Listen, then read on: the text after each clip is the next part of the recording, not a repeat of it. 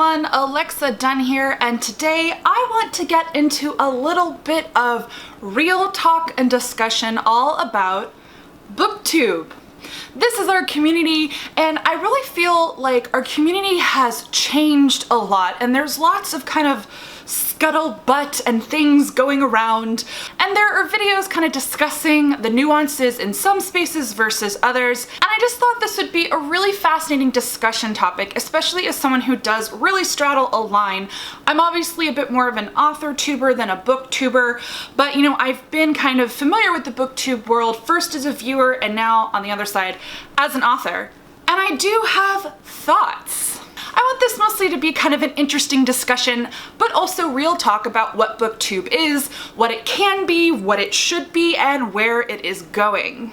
And part of this real talk is also for anyone who's kind of in the community, trying to grow, wanting to get into BookTube, just some things that I've observed from kind of like a meta angle. And the first thing there that I'll just touch on briefly is really our community is pretty small when you think about it, meaning YouTube is this monolith, this crazy huge thing, and there are channels that can have millions and millions of subscribers, but that's just not what our community is.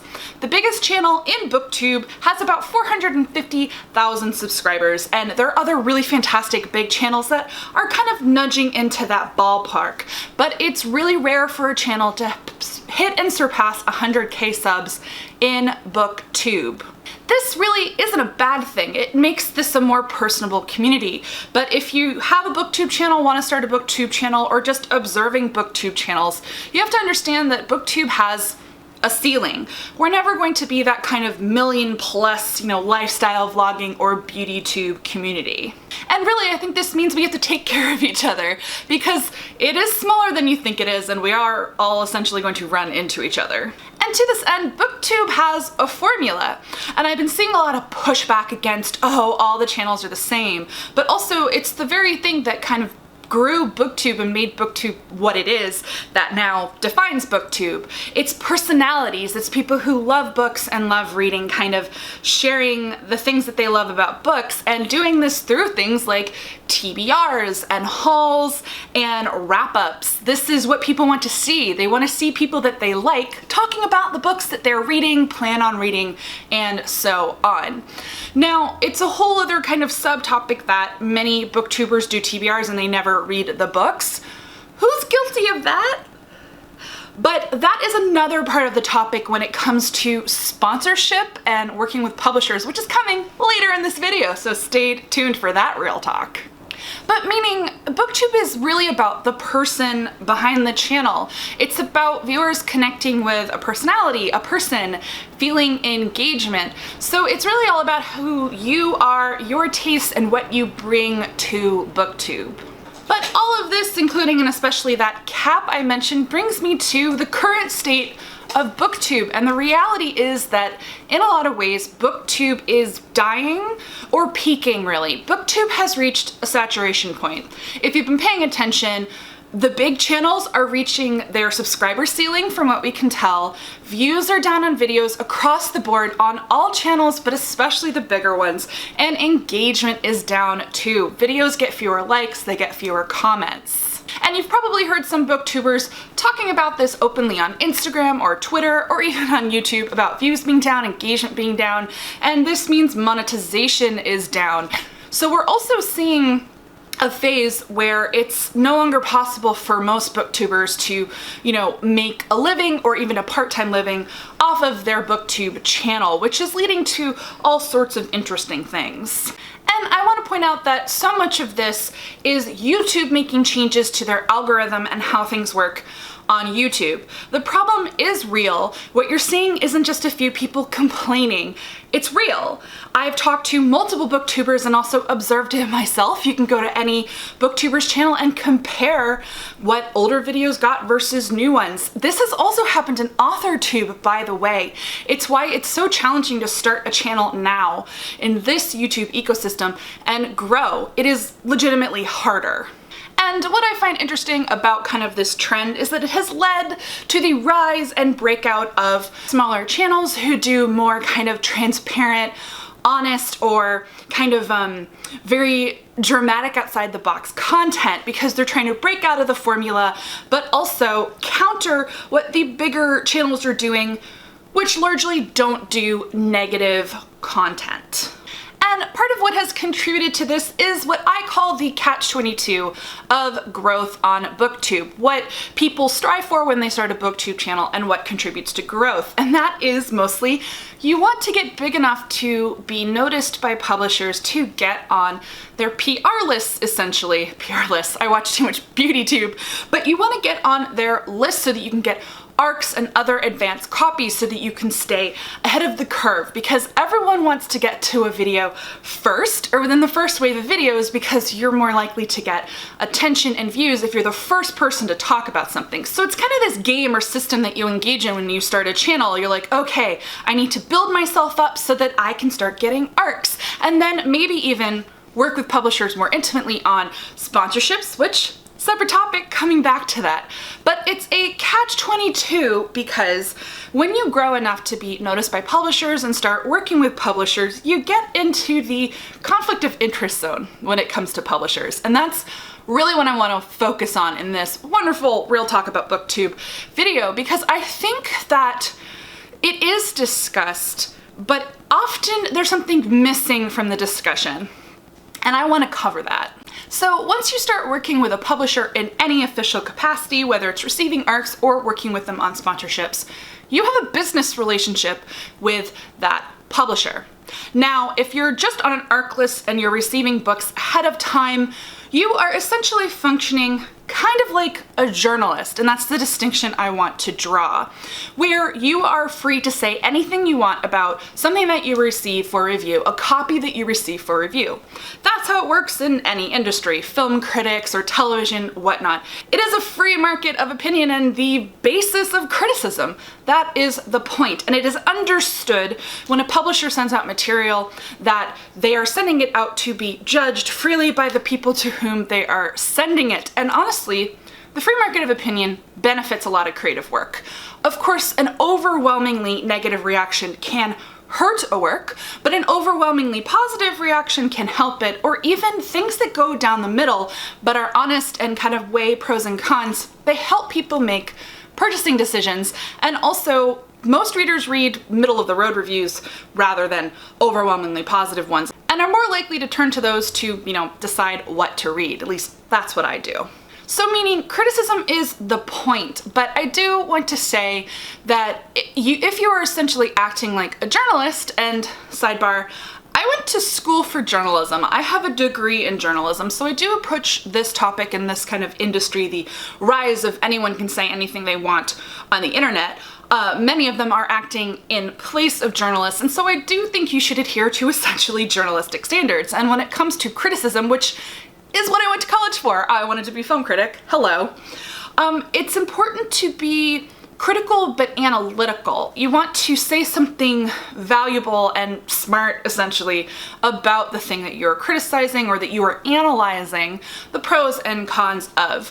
You always need a little bit of color for entertainment, so whether that's a little bit of snark, but there is such thing as going overboard on the entertainment value of criticism. And this is when we get into the sticky area of the entertainment value of criticism. Because it's important to remember that if you are going to go like, haha, I'm going to be really funny and dramatic and snarky in my big negative review, that it can actually damage your business relationship with publishers and essentially also authors.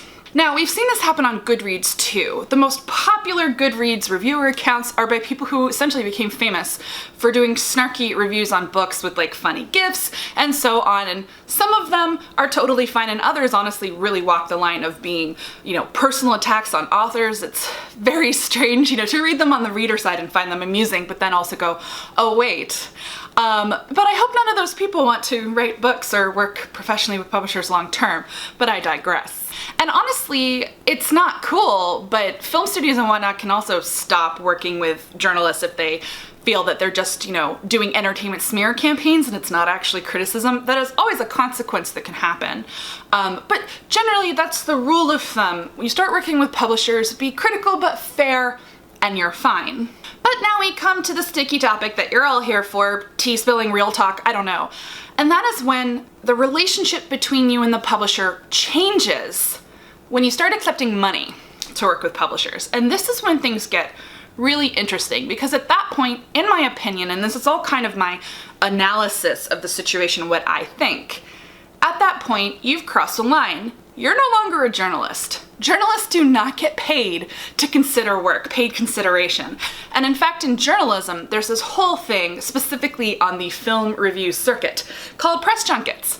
These are these big fancy things where you go and the film company, PR company pays for everything, and sometimes that includes flying you to somewhere exotic, and you basically get a free vacation and you see the movie or movies and you interview the stars. And it's always been kind of a sticky topic in terms of ethics in journalism of, can you accept that? How does that work? And many papers have a policy that you are not allowed to accept a free press junket trip, and in fact they've gone out of favor for the most part because it became such a huge problem. Also, there's way less money in Hollywood now. But the point is, this is a topic that comes up, and that in fact is more like accepting a gift or a bribe. But when it comes to BookTube, we're talking about direct sponsorship. This is where I think there's a distinction. It's not so much that you're a journalist anymore, but you're more of like a paid PR representative, kind of. So I think you just have to think about BookTube channels that work directly with publishers and accept sponsorships as public relations for books. And I don't actually think there's anything wrong with that. If you know what you're in for and you know what you're looking for, you essentially go to BookTube channels that do more sponsored content with publishers to know what's going on in the book world, what's coming out, what kind of books. And if you want kind of the more journalistic, critical channels, those exist too. And I think they can both exist in a healthy BookTube ecosystem. I value both types of channels, I watch both types of channels, and I personally want my book considered or featured on both types of channels. Because I want there to be real, organic, hopefully not too critical, but you get what you get, reviews or features of my book, because that's real. But then I also don't mind at all kind of the PR side of, hey, this book is coming out, and my publisher worked with the booktubers, which is what happened. But the reason this is such a messy business relationship, messy if you let it be messy, is that when you cross this line and you start working with publishers in this capacity, no one's going to pay you to shit on something. And I think that's just reality, and I think that's something that we can logically understand. And I've seen it from the author side. Like, I don't want to be terrified that my publisher worked with a certain booktuber and they're gonna make a video saying, this book sucks. Like, that, then it would be kind of like, wow, my publisher literally paid for me to get spat on? What a feeling. If it's organic and it comes from just an ARC review, that's just life. But I don't know, it feels different when you're paying someone to work with you to promote a title. And that's when we get into positive mentions only policies. They're semi-official or official for some booktubers, but honestly, it's just smart business. A publisher isn't going to want to work with a booktuber if they don't have some moderate guarantee that it's not going to have a negative net outcome, if that makes sense. Now, I don't think this has to contribute to lying about books or sugarcoating if you consider those channels more like PR, book kind of, positive book information emporiums, kind of. And I know that opinions are gonna differ on this, especially because of the evolution of some of the channels. And I completely understand the feelings that everyone has about this topic, but personally, I guess it just doesn't bug me, partly because of my journalistic background and partly because I straddle the reader and the author side. I honestly see both sides, and I understand the nuances of the business relationship that some booktube channels have when they're working directly with publishers. I think of booktube channels when they do sponsorships with publishers, I think of it as a symbiotic, positive media relationship. It's a symbiotic thing, like, we love books, we publish them, and you love books and your viewers love books, let's talk about books. And as I said, the other channels are always going to exist, and I think the healthy ecosystem of BookTube should have both types of channels. So that's just kind of my thoughts on that. And then last but not least, that is connected to this, just a little bit of real talk. I want to speak to you out there, booktubers or aspiring booktubers, book YouTubey people. Book people? Just book people. It's what I call the aspiring writer's trap. So if you consider all of these kind of relationship metrics that I've talked about, BookTube is journalism, and that's when you're just accepting free review copies, which is par for the course in media criticism. It's totally normal and not a conflict of interest to receive free review copies. But then, you know, the kind of symbiotic PR media relationship side of once you start doing sponsorships with publishers, and kind of related to this is the aspiring writer's trap. And that is if you have a book blog, or you do lots of reviews on Goodreads, or you have a BookTube channel or a Bookstagram, you do have to be careful how you speak about books and authors. And I know this is controversial. I've seen people argue about this in many places, and it's been a topic of conversation in private circles as well. But I'm just gonna tell you my policy personally for reviewing other authors' work as an author. Of course, I started as an author first. I wrote books and got a book deal before I ever started a channel, but this impacted my personal review strategy going back many years, and that is simply, it's too much of a risk to be openly, honestly, and aggressively critical about other work in your category. So I'm not personally worried about expressing my honest opinion of the latest Ruth Ware book. I gave it 5 stars, but I gave her last one 3. Did not like the last one because I am not an adult thriller writer. And hopefully I don't decide to write adult thrillers and Ruth Ware hates me. Unlikely, right? But meaning it's not as dangerous for me to say, oh, I really didn't like The Lion Game, whereas in my YA space, YA is shockingly small. And it's too likely, especially if I do one of those colorful kind of snarky reviews, and I'll be perfectly honest with you, when I go negative, I am far more likely to be snarky and colorful. That's like kind of my personal voice. So part of this is know thyself and how you were able to speak critically about a book. It's just, I can't risk doing that kind of review and then, you know, a couple years later, I need that author to give me a blurb. Or what if, you know, if you're aspiring, you need to query that agent. What if they know your name because you wrote a notoriously scathing review of their book or made a really viral video about their book? You can end up at book events with people. Editors and marketing people also have long memories, by the way, and they move around. So what if you end up a publisher wants to buy your book, and in the acquisition meeting, the director of publicity is like, that person made this awful video 3 years ago, and I remember, and I don't want to work with them, and then they don't buy your book. It sounds like fear-mongering, but this stuff actually happens, and I can tell you personally, I think the stars every day that I deleted old critical reviews many, many years ago before I wrote Brightly Burning. I have actually ended up in situations where I am either friendly with or needing to ask for a blurb from people whose books I didn't necessarily like. And I'm really glad I deleted that Goodreads review. So as far as this relates to BookTube specifically, if you are an aspiring writer, I think you have to be more circumspect in your choices of how you kind of frame your channel brand and how you approach talking about books. This doesn't mean you have to be all positive, by the way. Most reasonable humans appreciate critical analysis of literature. It's just you have to be careful of the really kind of dramatic, cynical, negative reviews that can have blowback with authors, agents, publishers, etc. So I know that that's kind of nebulous and a thin line, but it's a trap for a reason. It's really tough to navigate, and you have to make whatever personal decisions make sense for you.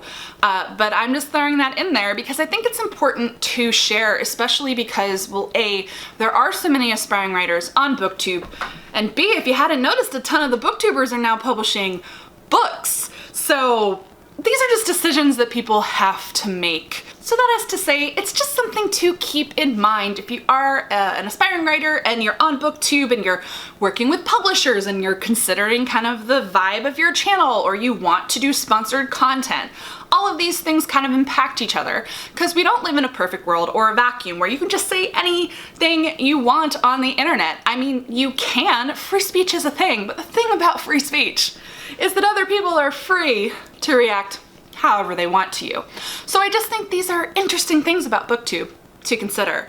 So that is your real talk for the day, just like kind of talking about the lines between booktubers and publishers and the ceiling of growth and how ultimately small our community is and how we should all be transparent as possible and nice to each other. I've seen a lot of things where people are making assumptions about like the big booktube channels and they think it's an us versus them, but it's really not, because booktube is such an insular community and we really are all in this together. So that's how I approach it, especially as an author.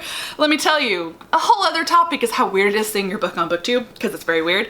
But yeah, I do actually have a video about how BookTube works when you are an author. So I will link that down below so you can check that out if you're watching this from the perspective of an author or you want to be published. I can kind of demystify the process, at least how it worked for me, of how publishers do work with booktubers. And this is more your like meta, like booktuber side of how you should approach these relationships. So I think there's a lot to talk about here. Drop a comment down below if you have thoughts. Let's have an interesting and civil conversation, because I know I'm kind of laying out real talk, but this is a economy of opinion and we're all gonna have different perspectives on it. So let's have a good chat.